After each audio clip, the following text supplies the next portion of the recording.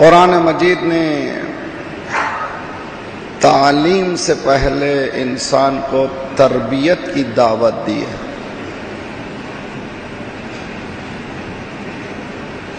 بچوں کی تربیت کے سلسلے میں ہم نے 10 مجلسیں 2000 میں پڑھی ہیں، 14 سال پہلے کتابیں بھی چھپ گئی ہیں۔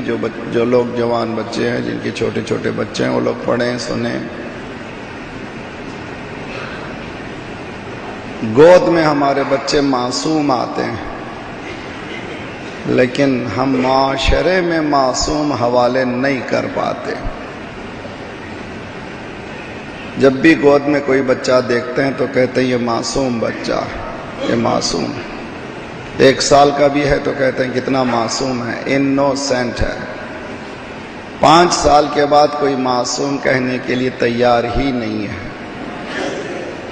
کس نے اس بچے کی عصمت کو چھین لیا؟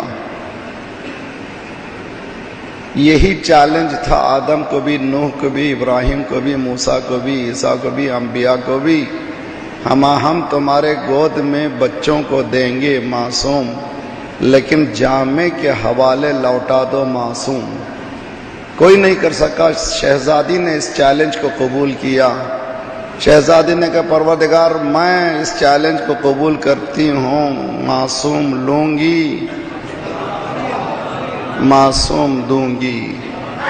شہزادی نے اسلام کو گود میں لیا، اسلام کے محافظین کو حوالے کیا۔ صلوات پڑھیے محمد و آل محمد۔